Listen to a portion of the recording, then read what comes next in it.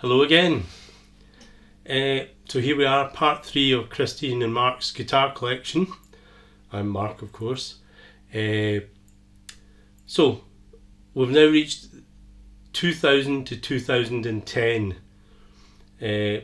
And you may remember I said way back in the 1970s I got a Ovation 6-string acoustic, and that was my main acoustic, particularly for live work, until 2001.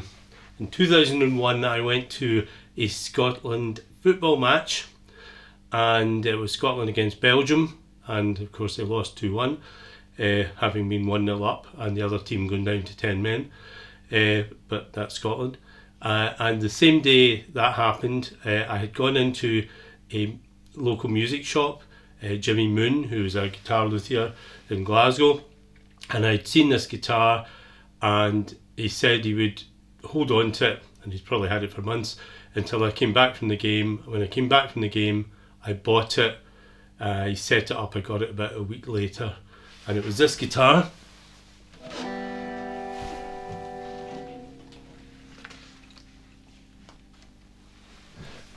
A Gibson J50. And I liked looking at it from the start. I didn't realise quite when I was buying it that in fact this is a very similar guitar to the one that James Taylor uses, and of course I'm a big James Taylor fan.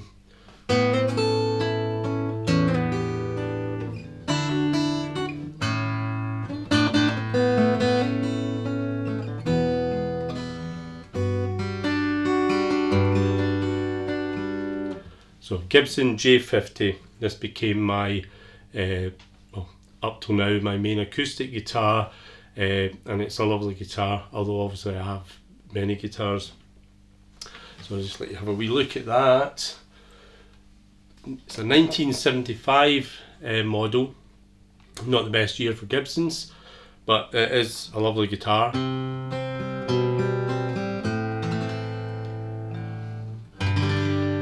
I fitted a Shadow microphone and underbridge pickup that comes out the back here, and it served me very well on many recordings and at a few gigs as well. Okay, the next guitar that we got in the early 2000s was this 12-string, also from Jimmy Moon. It's a Yamaha Pacifica 12-string.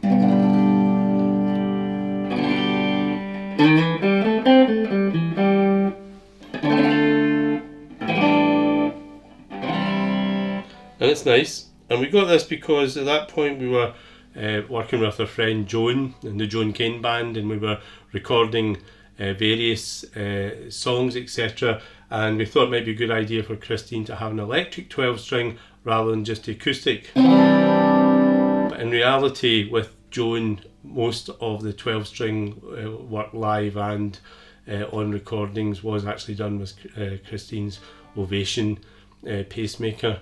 So this guitar didn't get a lot of use, but it's nice. What we've done with it is we've actually strung it up as if it's a Rickenbacker, with the low string at the top of the neck here, and then the high string and all the way down the neck.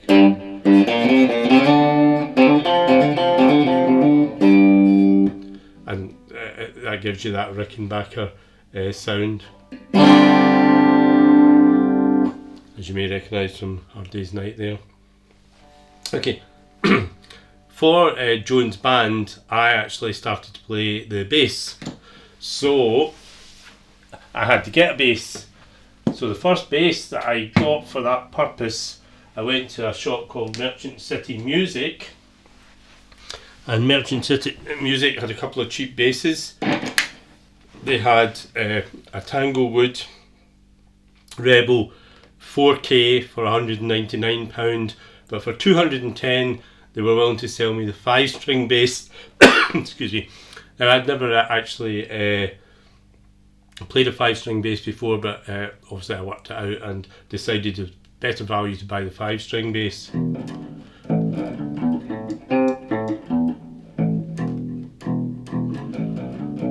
So while I played bass in Joan's band, this is the bass I used mostly. It's a nice bass, no doubt about it.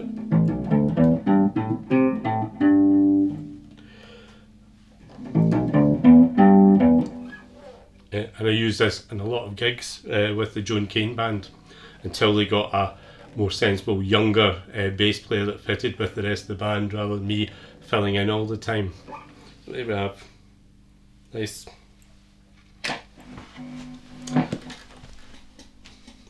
About the 2000s, we used to go to the Cumbria Guitar Show, and I picked this bass up there for £40.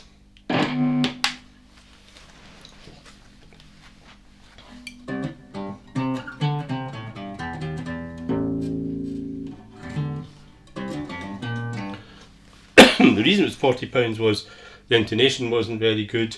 It was obviously a 70s Epiphone neck stuck on a different body, but the body looked really good quality to me. So I did some research, and this brass plate on the back here led me to believe it was a JD Curley bass, which was a handmade type of bass from the USA with a through neck and the brass plate underneath.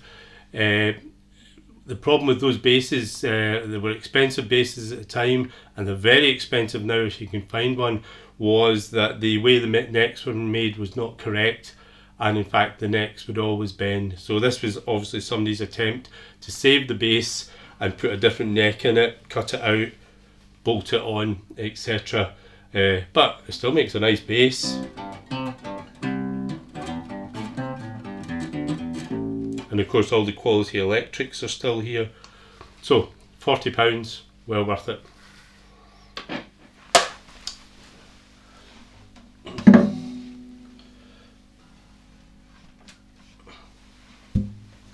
Also at this time I was going to Anniesland College in Glasgow to learn a bit more about Luthering and making guitars and repairing guitars. And this guitar here I repaired. I went into a shop in Glasgow called Guitar. I told them I was going to do that course, and I wondered if they had any broken guitar they could sell me that I could then fix up. And the chap there who runs the repair workshop said, well, we have a guitar actually that came, the head was broken off in shipping, and I'll just give it to you because it's going to go into a skip and that'll be the end of it. And it's actually named after him. It was one of their own design, Finlayson, and he gave me that. It's hard to see, but the neck was refitted on. I did that using a mould, glued, etc., kept it under pressure, recoloured this part of the neck so it didn't look too bad, and it's made a decent guitar.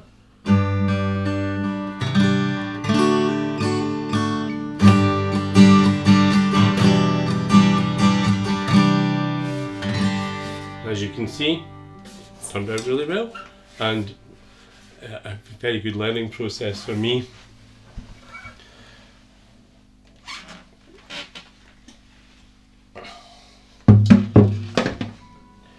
Now, you may remember I've got a red Epiphone, and this is the bass version of that, the ET285, and I had the ET270 Epiphone Electric, my first electric.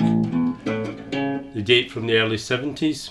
I saw this one on Gumtree, I think it was, and the chap who lived in the south side of Glasgow was saying, I've got this old bass, it's not in very good condition, and it wasn't in very good condition, so I got it I think for £120, and I fixed it up, put a new plate on here, but everything else was okay. The pickups needed rewired. I had to get some new dials, but the correct dials I got for it, and it works fine.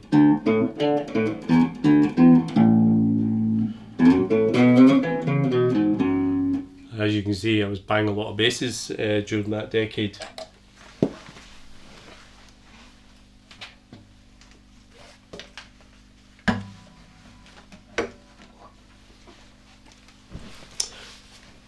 I also came across an Antoria Telecaster.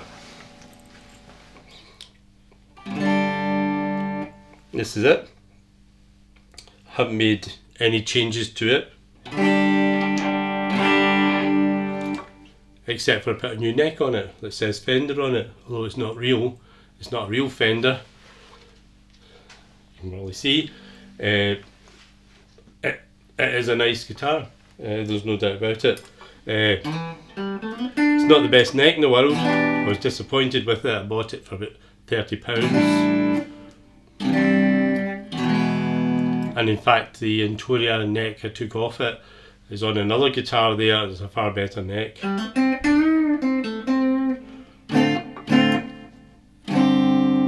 However, nice guitar. I always like to put on Telecasters the bridge cover.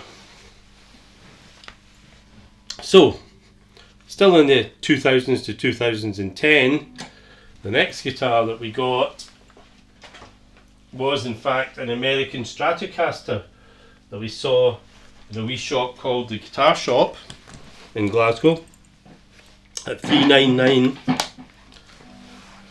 And the reason it's $399 is that 1983 Stratocasters were not very well respected.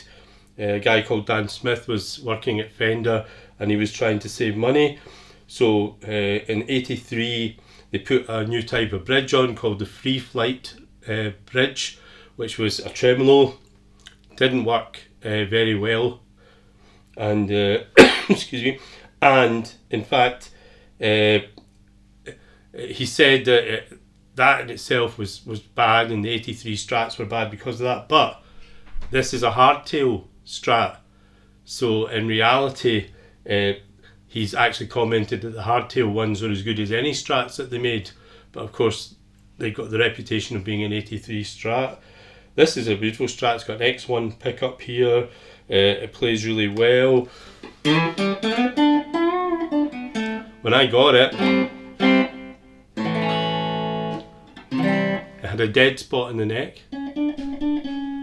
But with all my new skills to repair guitars, I levelled all the frets and polished them all up again, and I got rid of the dead spot.